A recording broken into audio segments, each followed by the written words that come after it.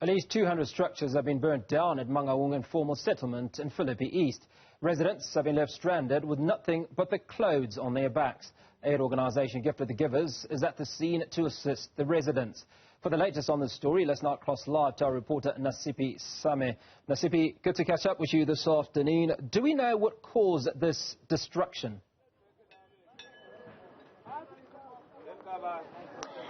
Morning, and we are unable, or rather that has not been confirmed to us as to whether or not the cause of the fire has been established as of yet.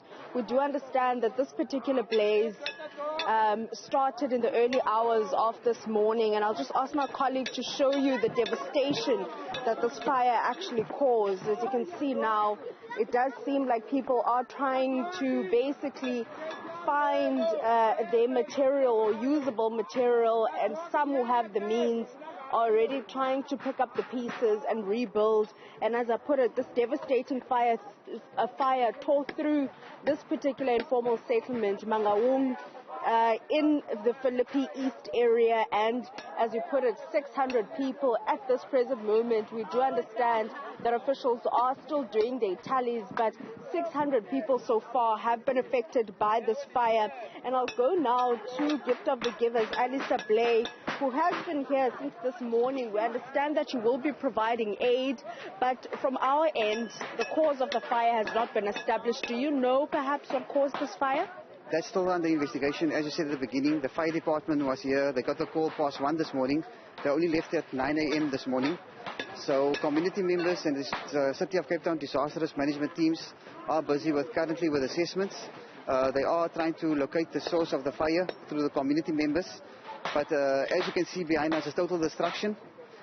People have been left displaced. We do not know where they're going to be placed.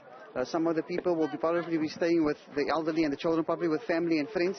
We will be here for the next few days to provide urgent humanitarian needs in terms of hot meals, blankets, mattresses, etc. But the main concern for these residents at the moment is they want a roof over their head. And by the way, in the last 3 months, this is probably our 50th fire. We have responded already, assisting over 12,500 residents around the Western Cape. It's not a promising sight to see when you get to these sites. People are frustrated. As we were speaking to some of the parents this morning, saying that, the school holiday is coming up in a few days' time. Their children will be coming back to no home. They probably will be sending their children to the Eastern Cape or to with neighbors, as they can see if they can get enough money to rebuild their homes. In the next week or two, it's for time for people to collect their social grants. So all the cards, the identity documents have burnt out. So we're hopeful that these relevant authorities come to the party to ensure these people are assisted as soon as possible. Ali, not so long ago, we saw a group of people trying to rebuild and put up a structure. We understand that officials are still doing countings at the moment and are yet to remove the rubble from here. Can people start rebuilding their homes? Not at all. It's not an ideal situation. In some of the structures below, fire department has warned the people. Urban Voice has to come in to remove all this rubble. As we walked earlier, yourselves could see there were still gas tanks below the structures. We do not know the status of those gas tanks, so that could ignite a fire again. So we are appealing to the residents to allow the city to do their jobs in terms of removing the rubble and to ensure that this place is safe. Once the area has been cleaned safe, ESCOM and the 11th Department of Water and Sanitation request to come on site to activate those services to the community again. But if the community is going to start building situations like these, they are making it difficult not only for themselves, but for the community as well. Having spoken to the people since you've been here this morning, what is it that they need from an organization like Gift of the Givers that you can assist them with?